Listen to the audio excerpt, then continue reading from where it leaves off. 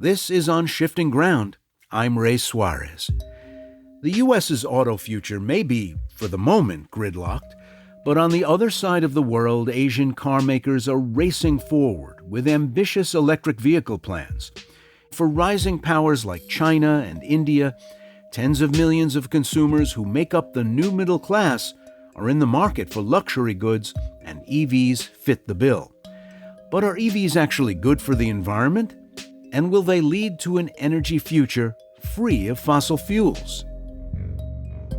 Let's assume for a second that, as individual governments and international meetings keep telling us, the internal combustion engine is not the future of personal and public transportation or the shipment of goods. The automobile era and its fossil fuel-driven family is going to phase out over time. Well, then what? If you don't want to see that plume of black smoke belch out the tailpipe of a bus as it pulls away from a stop, if you don't want to see heavy goods vehicles crisscrossing the planet and burning unimaginable amounts of diesel and gasoline, if you want to see the buzzing, roaring swarms of motorbikes choking traffic in cities across the world replaced with a cleaner option, there's got to be something to take all their places.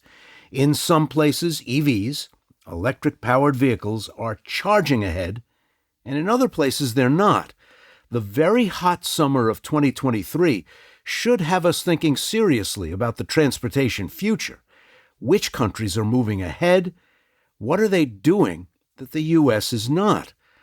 Hans Greimel covers the Asian car giants as Asia editor for Automotive News.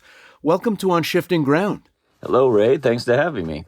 Well, how are Asian countries tackling the transition toward EVs in the U.S. and Europe?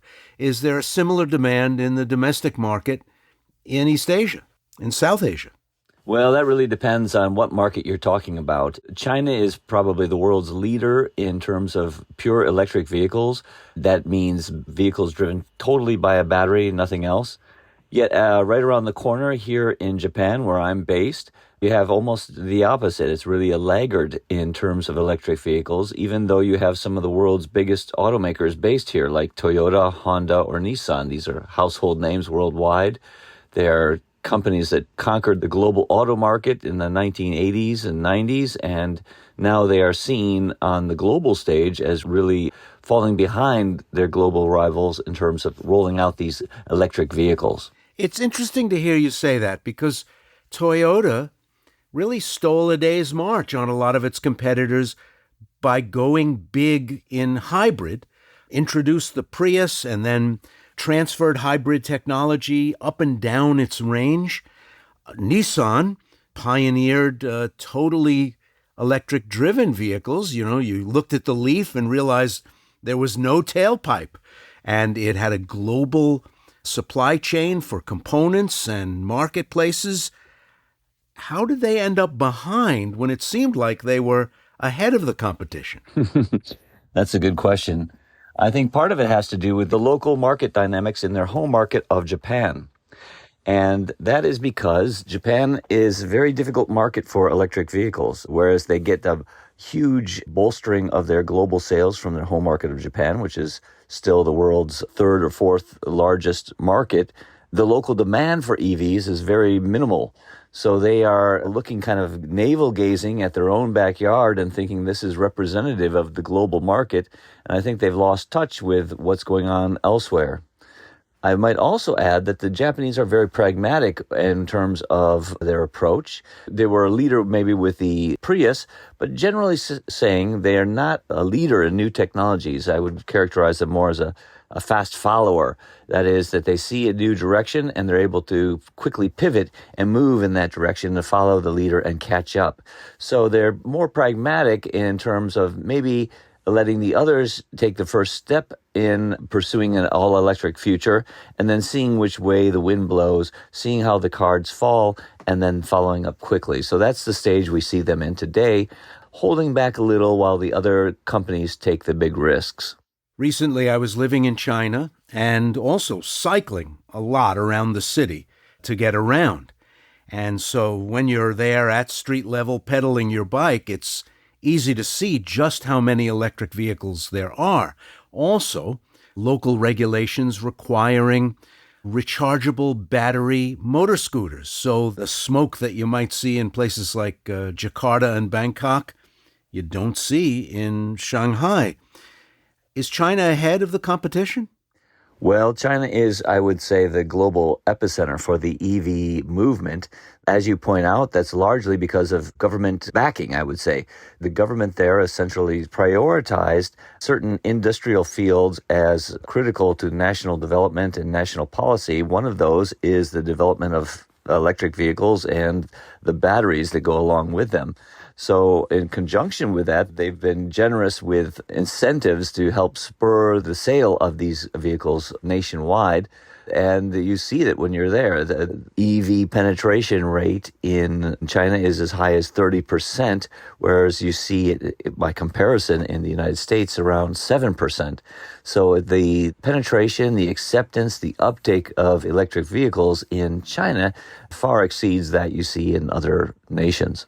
It's interesting, though, because it's a country with a per capita income, a family income, that's just a fraction of the United States.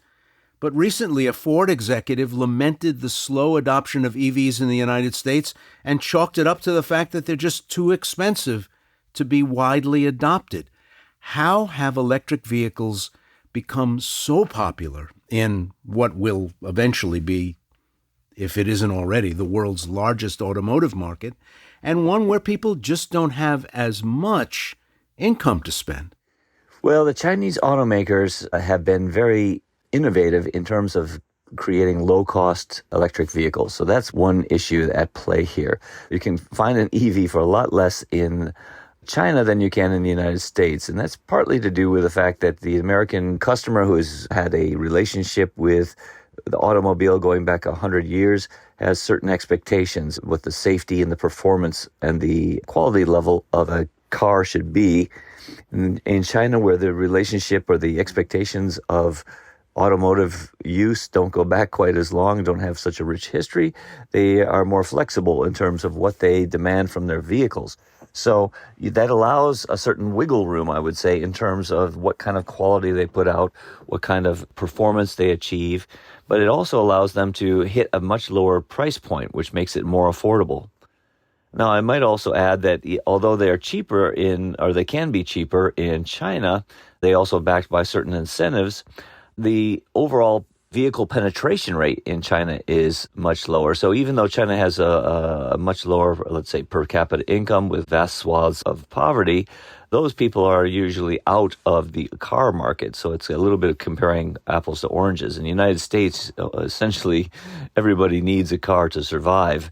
Whereas in China, those who can't afford it kind of sit out of that market play.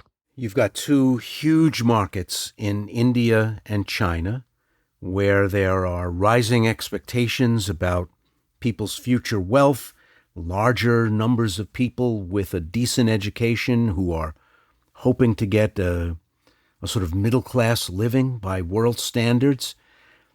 If the huge, aspirational, upwardly mobile middle classes in China and India were to try to all acquire personal automobiles, family automobiles with gasoline-powered engines, there might not be enough oil in the world to cover that demand, but it's also not clear that there's enough lithium or nickel to cover the demand either. I mean, have we really faced up to what this massive change in the automotive industry is going to mean to the world's resource base?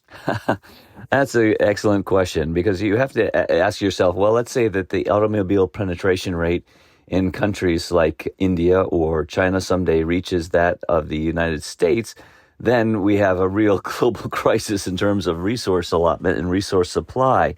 And I would say that the industry is still grappling with that question, some maybe more realistically than others. Toyota, for example, is among the companies that has a kind of raising a red flag about lithium supply. Lithium, of course, is a critical ingredient in the lithium-ion batteries that power today's electric vehicles. And it says that there is a critical shortage in the short to midterm of that mineral because there's simply not enough mining and processing facilities to supply all the electric vehicles that the global automakers say and plan to be building, let's say by 2030 in this short to medium term. And they say that given the finite resources of the lithium, why put all of it into a big battery for just a few electric vehicles that have limited impact? Why not parcel it out into hybrid vehicles, which have a gasoline electric engine, along with the electric powered motor that combine the power? And that way you can at least spread out the emissions impact over a wider swath of volume of vehicles. And that, in the long run, will have a bigger impact, more immediate impact in the emissions. And so there's this debate going on about what is the best way to pursue carbon reduction. Some companies like Toyota are pursuing a multi-path, what they call a multi-path approach, meaning that different markets require different solutions because of the energy base, whereas other companies, which have maybe a more focused market, maybe on Europe or only on China or on the United States, where the market conditions aren't as variable, might pursue a more of an electric-focused approach that zeroes in only on EVs. One of the consistently discussed aspects of the transition to electric vehicles in the United States is the network of recharging stations and range anxiety and people talking about getting on the interstate and wondering if they have enough battery power to make it to a next station or make it to their destination. Some of the countries that are trying to build this EV future are smaller and frankly don't require the kind of trips that Americans routinely make. Does South Korea have a network of stations? Does Japan have a network of recharging stations? Have they figured it out more successfully anywhere else? Well, I think China has a very well-developed network of stations. Japan does not, however. And you would think that perhaps, Japan seems to be a country that might be ripe for electric vehicles. It's very dense. The distances aren't so far. The driving speeds aren't so high. There's a lot of intense urban driving where you don't have to drive long distances, and it seems perfect for a small electric vehicle. But yet here in Japan, the argument is severalfold. First of all, the electric grid is largely powered by coal and fossil fuels. So the impact of switching to electric vehicles is not all that big on the global emissions calculation. Second of all, a lot of people here live in apartment blocks where the charging, or at least the home charging, is very difficult because you don't have your own guaranteed parking space and the apartment blocks aren't rigged for charging. Second of all, the idea of this range anxiety is still kind of gripping not only people here in Japan, but elsewhere where the EVs are trying to make inroads. Right now, I guess, if you were to look at the EVs, there are a couple problems with them. There's the range, and there's a recharging network, and then there's the cost. The cost is too high, the recharging network is not developed enough, and then the range of the vehicle itself, the performance, is not yet comparable with that of a traditional internal combustion engine. So you get in your car and you drive, and maybe you want to take it on a weekend trip to the countryside, but then you might be worried about where you can recharge it, how you can get home. The performance of the battery also varies a lot too. As we saw in the United States this summer during this heat wave, the battery performance, the range, dropped dramatically during the heat wave because batteries don't perform well in extreme heat or in extreme cold.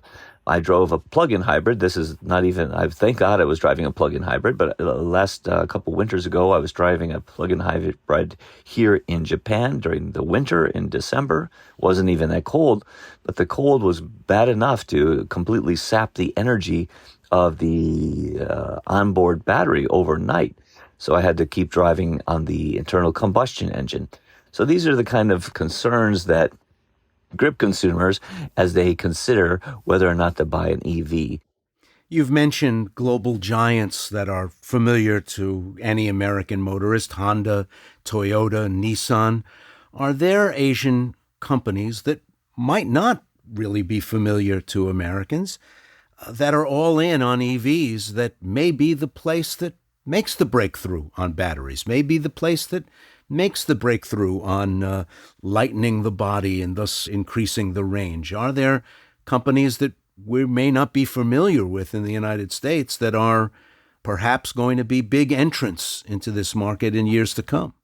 Well, that's a great question, and there are, especially in China. If you look over to China, there is a plethora of startup EVs and maybe old school traditional players that are all investing in EVs rapidly and aggressively. And the startups are quite successful, and that is where a lot of the global attention is focused. One of the big players over there is a company called BYD. It's the actual top-selling brand of new energy vehicles in China. The BYD supposedly stands for Build Your Dream, and it is the world's top seller of electrified vehicles now, and it's a global force to reckon with. It has partnered with among the likes of Toyota for the China market. Toyota is looking to BYD to learn how to make low-cost electric vehicles. Some of the other players, the names that you see coming out of China are companies like Xpeng, NIO, Li Automotive, Li Auto. These are names that don't register at all with the American ear, but these are big companies in China and big companies with international investors who are interested to get on board with the insurgent electric vehicle industry there.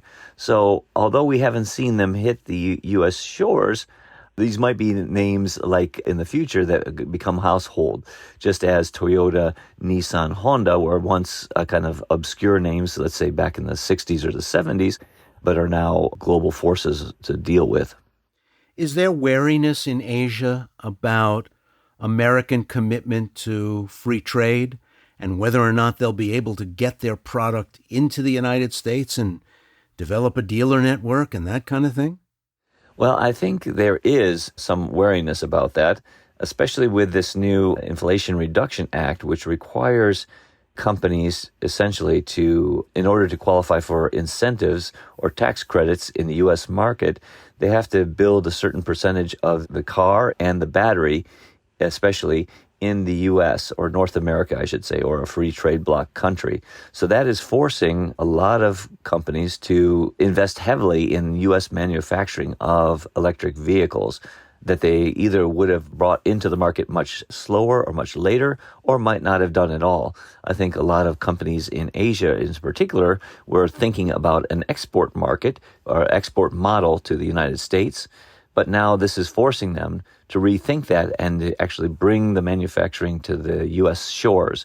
So that is a big factor in their calculations. You see companies, even small companies like Mazda or Subaru, now kind of reworking their plans and going to the United States as quickly as possible with electric vehicle production plans. Well, there was a wave of onshoring in the 80s and 90s with a lot of the big Asian brands building manufacturing facilities in the United States in response to various incentives. Could this just be the electric version of that? That's a good way of describing it. I would characterize it very similar to that, right? There's even a Vietnamese electric vehicle hopeful. It's called VinFast, and it is building its own new factory in the United States in the hopes of tapping into that burgeoning demand and taking advantage of the local manufacturing credit. So you have a lot of companies trying to tap into that trend. Is somebody going to make a big breakthrough?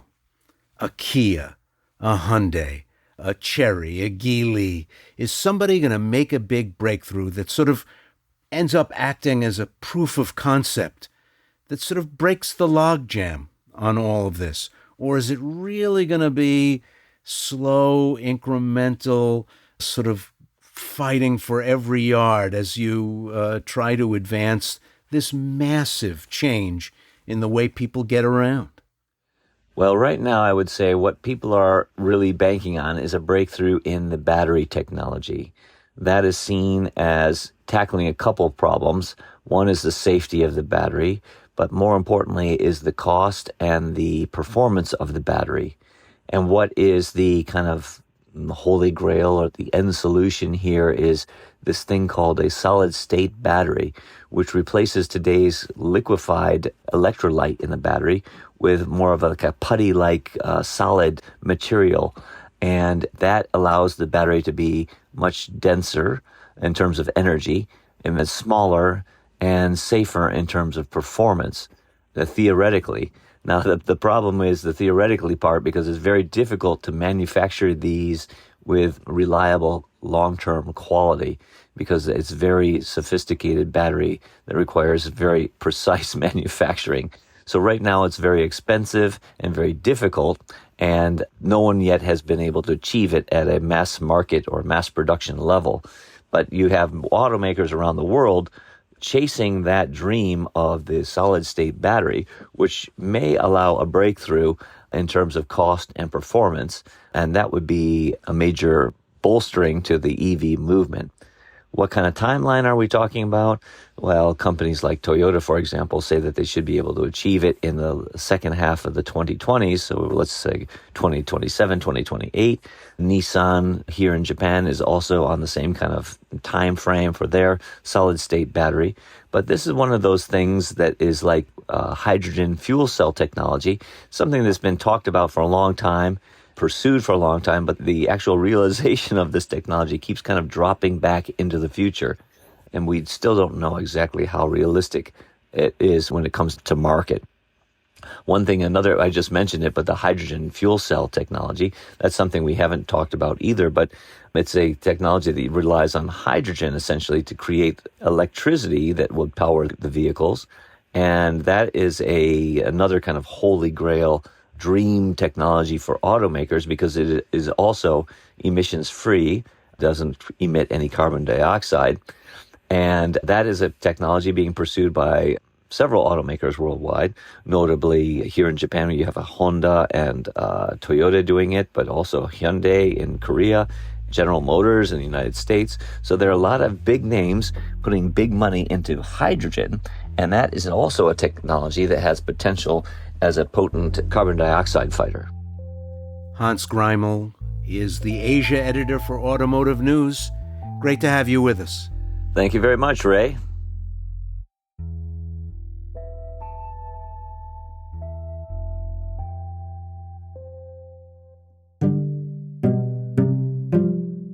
You've been listening to On Shifting Ground, produced in partnership with KQED, with funding from listeners like you. Today's episode was produced by Adam Ailey, Elise Manukian, Sienna Barnes, and Andrew Stelzer. It was mixed and mastered by Matteo Schimpf. Additional production and engineering were provided by Rob Spate. KQED's Jim Bennett is our technical supervisor. Jared Sport is our executive producer. Philip Yun is CEO of World Affairs. Our music is from Blue Dot Sessions. I'm Ray Suarez. Thanks for listening.